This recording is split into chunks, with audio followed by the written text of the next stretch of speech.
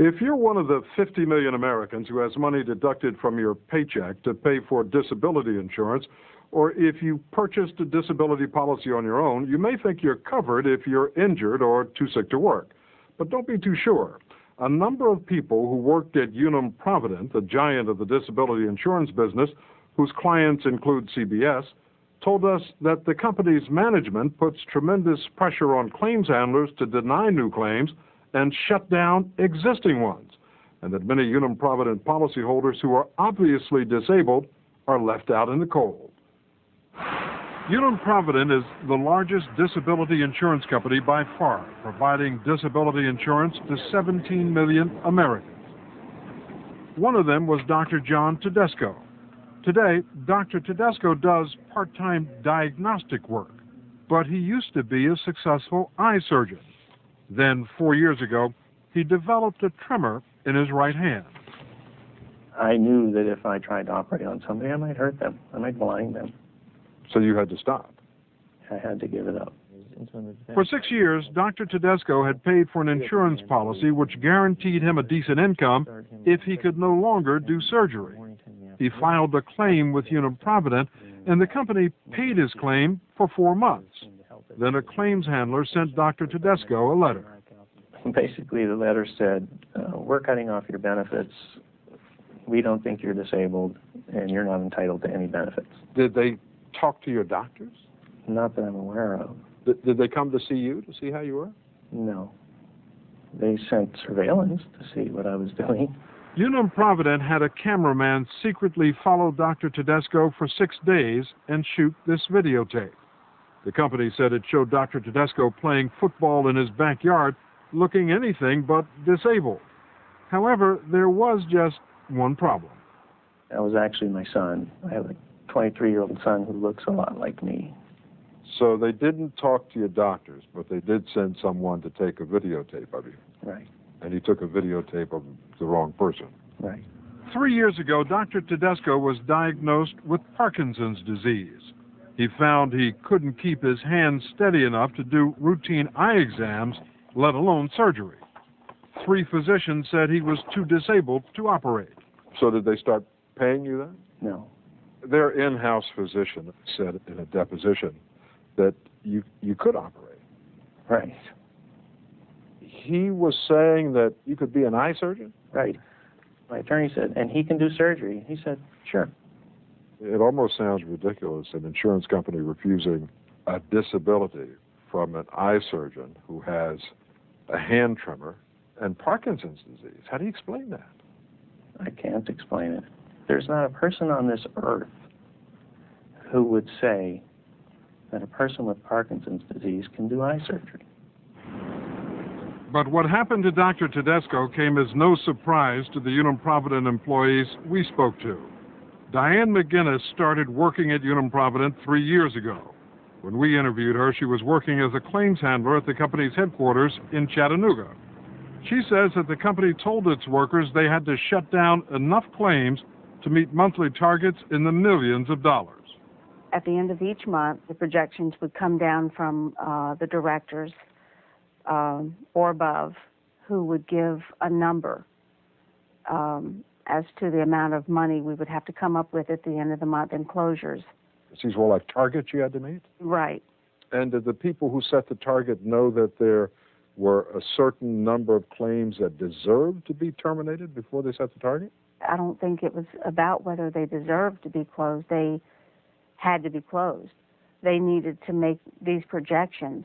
So you would go into these meetings once a month with a target, a dollar figure. Yes. Which you had to save the company. And that dollar figure had nothing to do with the validity of the claims that were out there. Right. The claim reps would go looking for claims that they could shut down, and the consultants would be right behind them, helping them go through files to look for those numbers that they needed.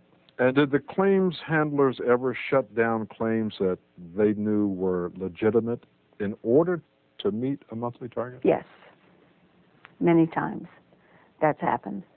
Many times. You say that without any hesitation? Because I've seen it for 3 years. Unum Provident declined to talk to us on camera, but top executives repeatedly denied that the company sets any targets whatsoever for saving money by closing claims. The executives also told us the company processes 400,000 claims a year and occasionally makes a mistake, which they say Unum Provident is quick to remedy once the company is aware of it. As for Diane McGinnis, she resigned 8 weeks ago. Unum Provident questions her integrity, citing several instances of dishonesty in her personal life. But more than a dozen current and former Unum Provident employees, including former vice presidents of the company, confirm some or all of McGinnis's allegations. These three women also worked in the company's headquarters in Chattanooga. Angelique Brackett was a claims handler. About the middle of the month, they'd let us know if we were on track to meet our dollar amount for the month. And if we wasn't, they would really start pushing us to either find more or to get the ones that we thought we could get closed. Gina Hartley worked for 5 years as a claims handler. She resigned 6 weeks ago. And if they would say to us that there were no targets, no money targets that we were aiming for each month, you would say? It was well known to each individual, each one of us, and to every department. It was standard. I mean, day in, day out, there were targets. There were goals. So you're saying the company is lying? That's what I'm saying. And were these targets just suggestions or guidelines? Oh, no, it was set. I mean, this is the amount that we were given, the exact dollar amount that we were targeting. And towards the end of the month, if we were far behind, then we'd have what was called a blitz in the orthopedic area, where everybody would come in on Saturday and we'd go through a claim files.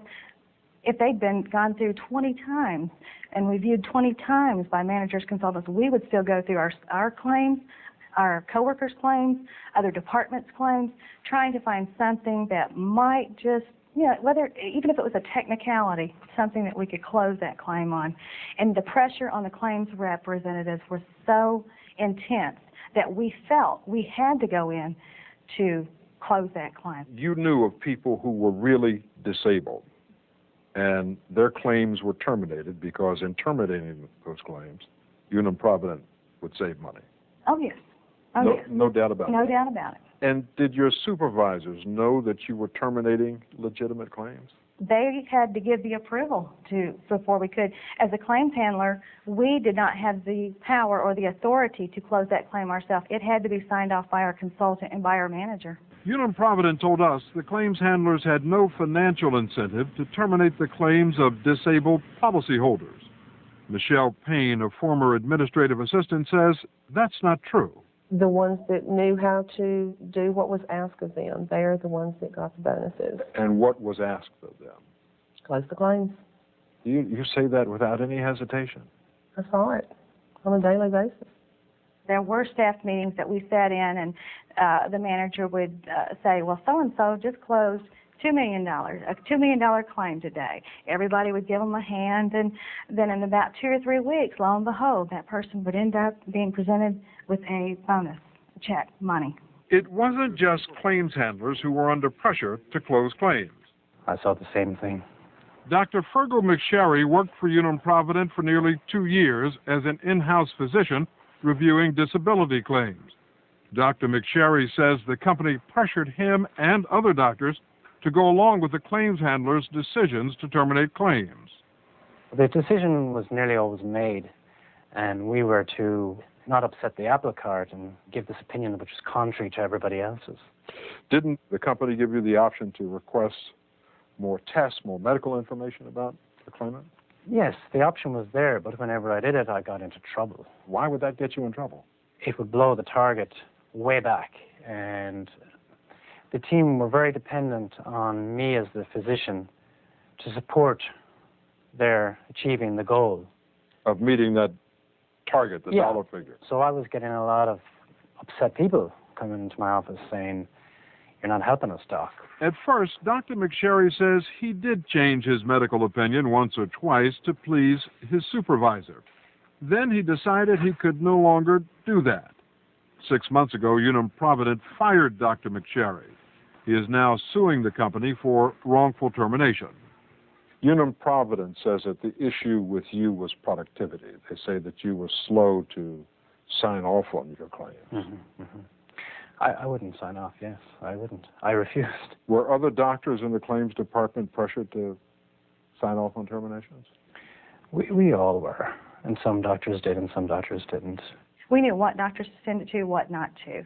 If we wanted that claim closed, we would send it to such and such doctor. Closing those existing claims or denying new ones has led to nearly 3,000 lawsuits against Unum Provident in the past 5 years. Gina Hartley says the company's lawyers warn claims handlers to be extra careful about denying claims in certain states. We would get guidance as far as what state you might be able to close this claim in that may not give us trouble in the courts. What state would be, okay, this is a tougher state. They've got strong insurance commissioners. They've got strong courts. They've got courts that favor the insured. Better not mess with this one too much. Tell me what you think the philosophy of this company is. Their philosophy was close it if you can close it, if there was any way possible to close it. That was the bottom line. Every insurance department in this nation ought to be taking a hard look at this situation. Last week, John Garamendi was reelected to head the California Department of Insurance. How can an insurance company decide in advance the percentage of claims that should be terminated? How can they?